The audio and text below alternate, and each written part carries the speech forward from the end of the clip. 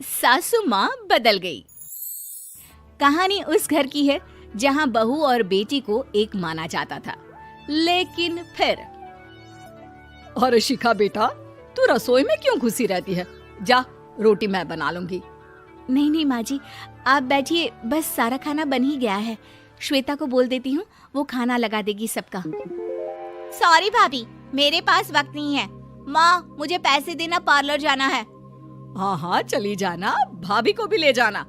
वो भी जाने को बोल रही थी पार्लर, पर पहले ना मदद कर दे उसके खाना लगाने में। देख माँ, वो बहू है, उसे बहू रहने देना, इतना सर पर मत चढ़ा भाभी को। श्वेता, ज्यादा मत बोला कर। बहू और बेटी में कोई फर्क नहीं होता है। जा जाकर काम कर। ननद को माँ का भाभी से इस तरह प्यार करना बिल्कुल अच्छा नहीं लगता। वो बार बार किसी न किसी तरह माँ को भाभी के खिलाफ भड़काती रहती, लेकिन कोई फायदा ना होता।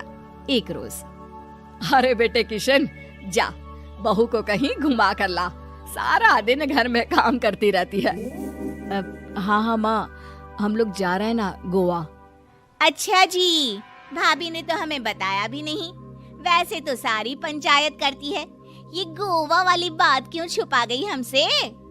अरे क्योंकि उसे खुद नहीं पता था बहन। मुझे टिकट सस्ती मिल रही थी तो मैंने बुक कर दिया। हाँ शिखा, पैकिंग कर ले, संडे हम जा रहे हैं गोवा। दोपहर में शिखा पैकिंग कर रही थी कि सास आ जाती है। ये क्या बहू, साड़ियाँ? अरे गोवा जा रही है घूमने या फिर शादी में मायके हैं? माँ जी, ऐसा कुछ है ही नहीं, समझ में नहीं आ रहा क्या रखूं कपड़े में। अरे तेरी और श्वेता की साइज तो एक ही है, उसके कुछ मॉडर्न कपड़े ले ले, आकर लौटा देना। हाँ माँ जी, ये ठीक रहेगा। शिखा श्वेता के पास जाती है और उससे कपड़े मांगती है। ना जी ना, मैं अपने कपड़े ना दूं, वैसे भी फैल जाएंगे मेरे कपड़े, बहुत महंगे वाले हैं। शिखा मुंह लटकाकर कमरे में आ जाती है तो सास कहती है, चल तैयार हो जा, तुझे मैं शॉपिंग करा कर लाती हूँ गोवा की। बस फिर क्या था, सास बहू निकल जाते हैं मार्केट और एक से बढ़कर एक ड्रेस खरीद कर घर आते हैं। पहले बता देती कि नए कपड़े दिलाने वाली है भाभी को, तो मैं अपने ही दे देती ना भाभी को, मुझे दिला देती नए कपड़े।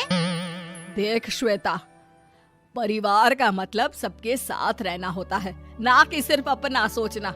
वैसे भी तुझे अच्छे संस्कार सीखने चाहिए। और रही बात कपड़ों की, तो शिखा, आज से घर पर भी तू मॉडर्न कपड़े ही पहनेगी। कोई जरूरत नहीं है ये साड़ी वाड़ी लपेटने की। अब क्या था, घर पर श्वेता और शिखा एक जैसे रहते। एक बार पड़ोसन आती है। अरे बेटा, अपनी माँ को तो बुलाना जरा, बात करनी है। शिखा सास को बताती है और रसोई में चली जाती है। ये आपकी बेटी बहुत बड़ी हो गई है, इसके लिए एक रिश्ता है, कहो तो बता दूं। ये बेटी नहीं बहू है, घर में सब एक जैसा ही रहता है। वैसे मेरी बेटी भी बड़ी हो गई है, कोई रिश्ता हो तो जरूर बताना। पड़ोसन रिश्ता लेकर उन लोगों के घर आती है।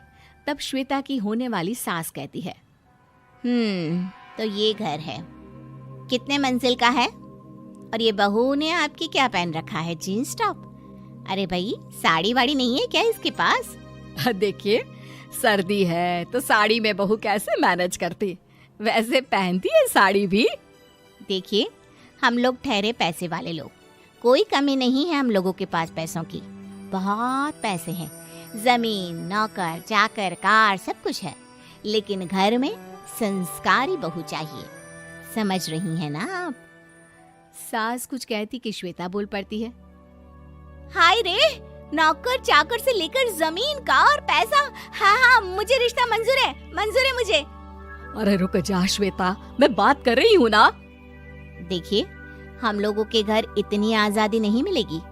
अरे हाँ कर देना माँ, हाँ कर दे जल्दी से। सास क्या करती, बेटी की शादी ऐसे घर में कर देती है जहाँ ना उनके विचार मिलते हैं और ना ही आचार। शादी के बाद एक रोज फोन पर, श्वेता बेटा, एक बार घर आ जा, बहुत दिल करता है तुझे देखने का। माँ, वो घर पर बहुत काम होता है, कैसे आऊँ? बड़ा घर है, लेकिन आने जाने वालों की लाइन ही लगी रहती है। बेटा मैं तो जानती थी उस घर का हाल, लेकिन तू ही नहीं मान रही थी।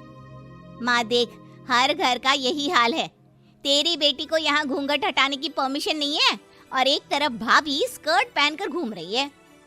बेटा मुझे क्या पता था कि मेरी बेटी को ससुराल के नाम पर पिंजरा मिल जाएगा। अच्छा माँ, फोन रखती हूँ, सास को गर्मा गर्म रोटी खिलानी है। तुम लोगों की तरह नहीं कि एक रोटी बनाओ, एक सब्जी बनाओ, फिर सारा दिन फ्री होकर घूमो। सास फोन तो रख देती है, लेकिन सोच में पड़ जाती है कि एक तरफ बेटी जिसे कोई आजादी नहीं, वहीं दूसरी तरफ बहू जिसे देखकर लगता ही नहीं कि उसकी शादी भी हुई है। अगले रोज। शिखा, अरे ओ शिखा। हाँ माँ, क्या हुआ? कुछ चाहिए आपको? मैं जिम जा रही थी। जिम के कपड़ों में बहू को देखकर सास को घूंघट में अपनी बेटी का ख्याल आता है। देख बहू, घर में बहू की तरह रहा कर। इतने टाइट कपड़े पहनकर जिम जाना पसंद नहीं मुझे। जा जाकर रोटी बना। रोटी? माँ अभी तो शाम की 6 बजे हैं, इस वक्त रोटी? अब क्या मेरे खाने पीने पर भी पहरा है? अरे जब मर्जी तब मैं अपने घर में खा भी नहीं सकती क्या? बहू को अजीब लगता है। वो समझ नहीं पाती कि जो सास कल तक इतनी सपोर्टिव थी, उन्हें अचानक से क्या हो गया। वो किचन में जाती है, गरम रोटी के साथ 2 तरह की सब्जी, रायता, सलाद सब लेकर सास के पास आती है। माँ जी, खाना। इतना सारा खाना? राक्षस समझा है क्या मुझे? रोटी मांगी थी मैंने गर्मा गर्म बस। पर माँ जी, रोटी खाती किससे आप? सब्जी तो बनानी थी ना। अरे भूख मर गई मेरी तेरी बहस से। जा जाकर काम कर, अंदर पूरी रसोई साफ कर।